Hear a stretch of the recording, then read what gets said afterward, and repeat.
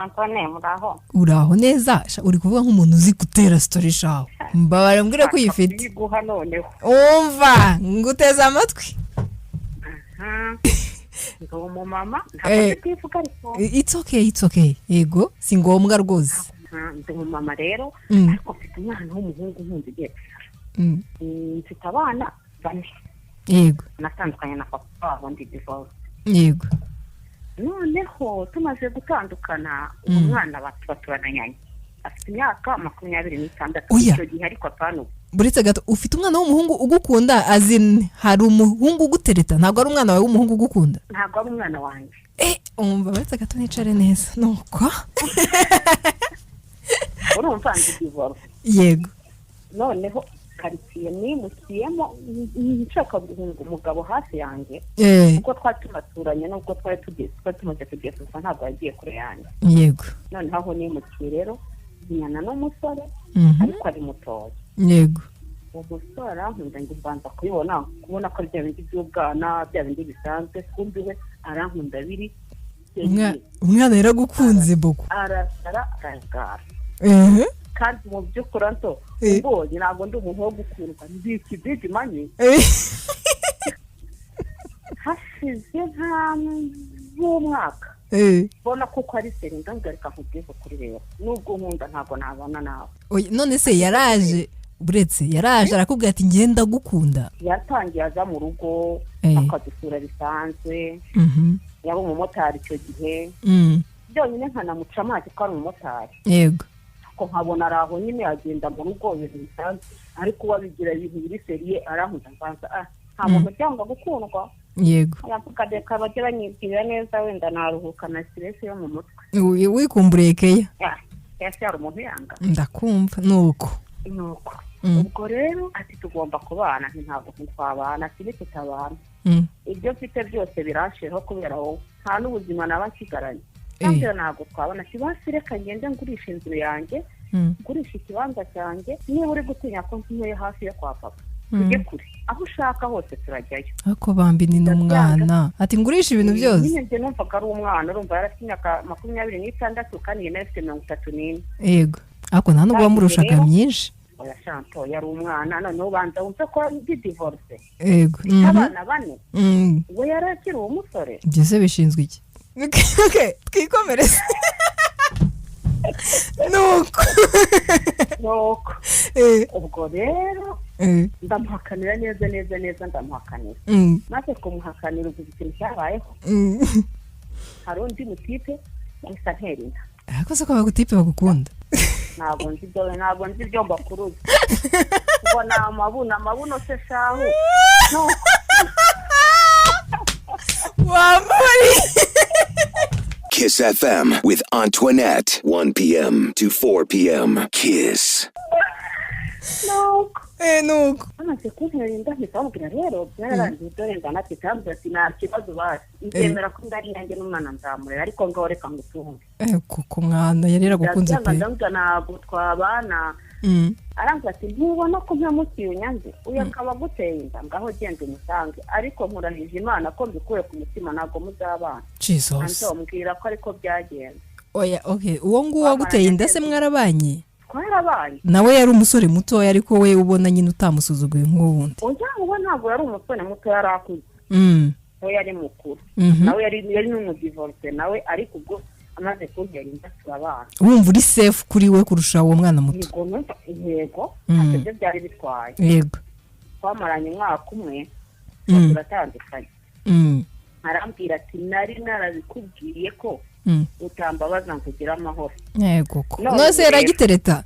Yaragitereta. Basi niba unagiye ngaho basi reka mbikwemerera ugende. Ariko basi ujye umvugisha ujye umba hafi kuko udahari ntabwo nabaho.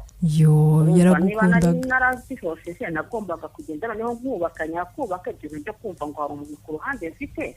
Ukabivamo. Ntawe se ntabwo nigeze nzikora sinamuhamagaye sinamwitayeho aragenda ashyuha umutwe yenda no gusara ariko njye sinabyitaho. Aho ntandukaniye n'umugabo yarabimenye. Araguhamagara. Arambwira ati amakuru narayamenye nubwo unyihisha nubwo ubiceceka njya amakuru yawe ntabwo narantamenya amakuru yawe ati noneho arambwira ngo kwisi abagore bose bo ku isi, abazungu, abirabura, abarabu, ngo nta n'umwe umeze nkanjye. Wow. Ninjye mugore mwiza mwese. Wow. Ndakuruta. Okay. Uranduta ndabyemera ko urumva udafite CV w'abana bose bagukunda nuko. Ubu rero yarasaze. Kandi nahisemo noneho narabyemeye. Ndamukunda ariko ntabwo ibyo kubana byo ntabirimo. Murakundana nyine ndabyumva. Turakundana. Yes.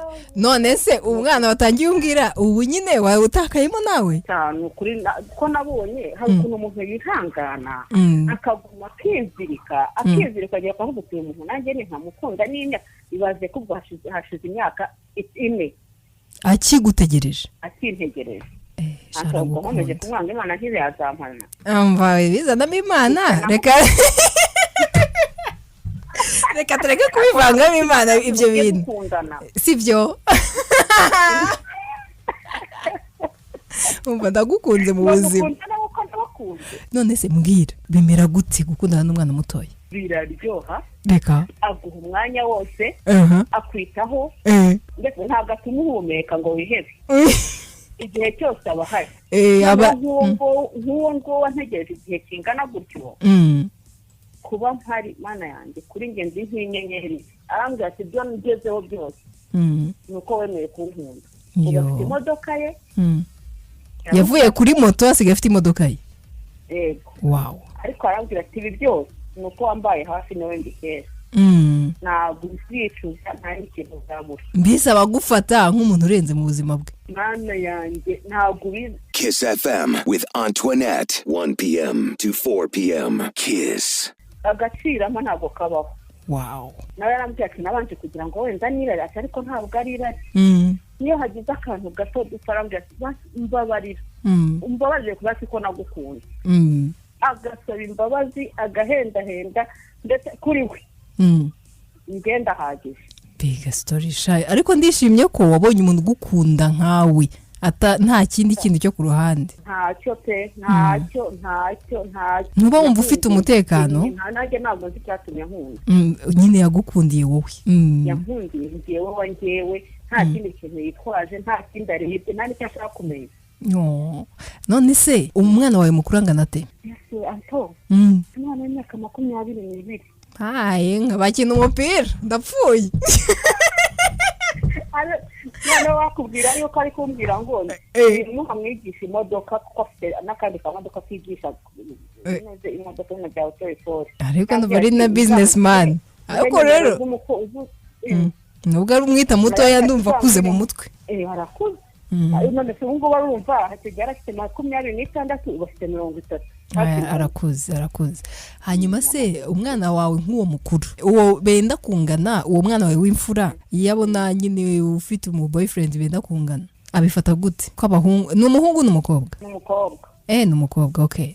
Abahungu nibo bafuha cyane abifata te? Rero mama wawe ubuze uko abayeho. Yego. Ubuze uko yitwara. Ntabwo ndi umama witwara nabi. Kuba ntitwara nabi rero akabona hari umuntu w'inshuti yanjye ntabwo nta kintu mutera. Wow. Ahubwo arambwira ati sema noneho uba wumva se noneho wakunda umuntu. Ntabwo mbizi mba numva kandi koko by'ukuri nubwo mbivuga ahanini mba numva ari nko kubikora kugira ngo akomeze kuba we. Ariko umutima wanjye warakomeretse. Ibishambiro mvikana bizagufata igihe gukira. Urumva n'ubu ntekereza ko nubwo uri kumukunda ariko ubohora witeguye igihe cyose ko ashaka kugenda. Ntabwo umutima wanjye njya ndimye ntabwo mbyegereza umutima ko mbyegereza umutima noneho nasara. Gusa na uranduta ariko isomo nize mu buzima muri iyi myaka mike maze ku isi nuko waruke kubaho mu gihe uriho muri ubwo buzima muri ako kanya. In the moment ukaryoherwa n'ubwo buzima ku buryo utazicuza uvuga ngo kubera iki ntigeze mbaho fully uko narigomba kubaho muri kiriya gihe. Niba uri gukundwa muri aka kanya wumva biguhaye mahoro yo mu mutima nawe fungura umutima wawe ukundwe koko kandi ukundi. Ureke kwiyima kandi ufite umuntu witeguye kugukunda. Ntabwo imbere ngo bijye mu mutima ntabwo byakunda. Nibyo healing isaba igihe nta buto kanda ngo bite bishira. Ndakumva. Ntacyo adakora pe ntabwo atankorera ambahe hafi ke ariko nyine numva mukunda ukundi mu kubikubwira. Ariko hahandi ntabwo byageze. ako no kutajyayo kuri njye numva nta kintu bintwaye ngiye akagira akantu gato gatuma yagiyeyo bikinjira akakora akantu gato gatuma nongera kubabara ntabwo wakongera gukubikira noneho ntabwo nabasha kwiyakira ndakumva pe umva urakoze kandi ndakwishimiye pe ryoherwa n'urukundo akazi nawe akaziteza ubu ibintu byo kurakara ngo umuntu ntabwo yibutsa anniversaire yawe ngo ibiki byararangiye byararangiye mfata nyine uko ari mbona ari umupapa ukuze none yagize n'amahirwe urumva yabonye gucuranga arabyibuha indiraza basa neza yaje kumfata tukagenda mu kamodoka mba mbona ari ibyo sibyo umva ndakwishimiye pe kandi urakoze cyane kunyizera ukansangiza inkuru yawe Kiss FM with Antoinette 1 p.m. to 4 p.m.